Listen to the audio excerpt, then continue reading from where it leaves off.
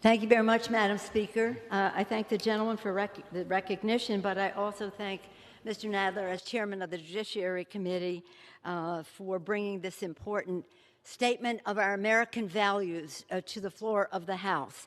I thank him and our colleagues from the Senate, Senator Kamala Harris, Tammy Duckworth, and Mazie Hirono, 3 Asian American members of the United States Senate, who were so instrumental in advancing this important, as I said, statement of American values. And yes, it is a good use of time for us in the House of Representatives to state our values, to remove all doubt that people in our country are respected and that we are not using a pandemic to have people, I'll go into that in a moment, but let me just say this. Before the distinguished leader spoke, the gentleman on the other side said, where are you when you're talking about violence, this or that? We're there.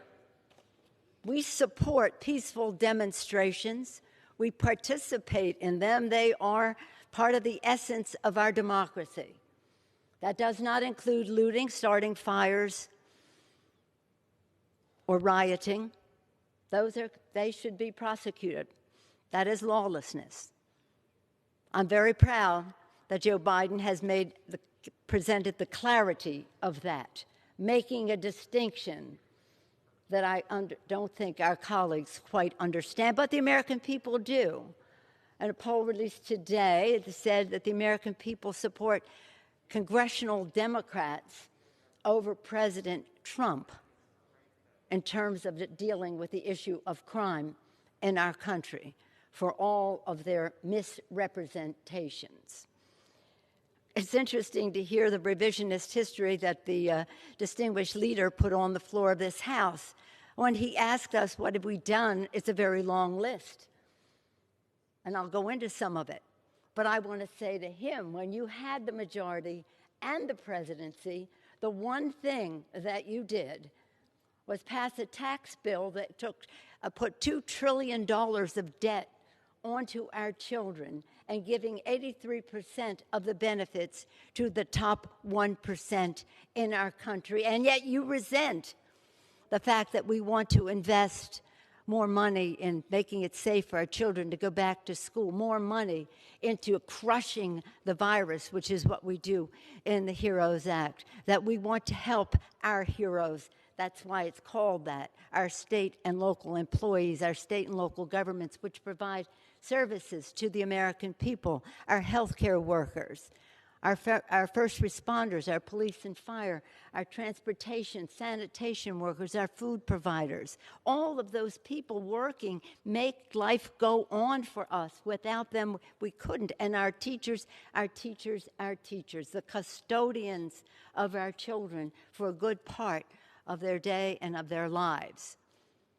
And yet the disdain that the Republicans have for our heroes is clear, because that is the obstacle to our bringing the coronavirus legislation to the floor that is so needed. But I hope that we can reach agreement on that.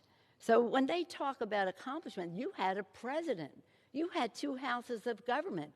What did you do but take care of the top 1% to the tune of 83% of the bill that would put $2 trillion of debt onto our children and their future? In terms of China, I take second place to no one in this body in my opposition to China for 3 decades. Sometimes I take pride in being called the most disliked American in China. For my opposition to China, their trade policies, which have been a ripoff of the American worker and have fought them for decades, whether it's stealing our intellectual property, barriers to our products going into China, and other violations. Trying to stop their proliferation of weapons, technologies of mass destruction to rogue countries and delivery systems to make delivery possible of those weapons. To their human rights policies in Tibet, in Hong Kong, now with the Uyghurs, and again all over China. So I have been on it every single day for over 30 years. I need no pontificating from the leader on the other side who seems to have newly arrived at this issue in order to deflect attention from the fact that the Russians are trying to once again infiltrate and jeopardize the security of our elections. Whoever interferes with our elections must be dealt with, whatever country it is. But all of a sudden, it's all about China and not about Russia. I think the American people should decide who the next president of the United States is, not Vladimir Putin. And so we come here today, and I say this about the legislation because we've had 4 bills that have been overwhelmingly bipartisan on COVID. Our first one in March 4th, was testing.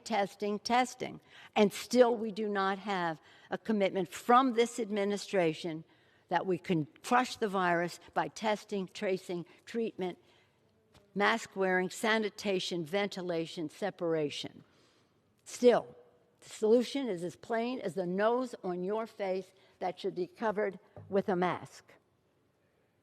And yet, the president said he didn't want to cause panic, but he doesn't mind causing panic that will result in some terrible things happening to the Asian American community in our country. It's brought about great angst as the legislation shines a bright light on the injustice experienced by so many, including the surge of violence and discrimination being experienced by Asian American and Pacific Islander community.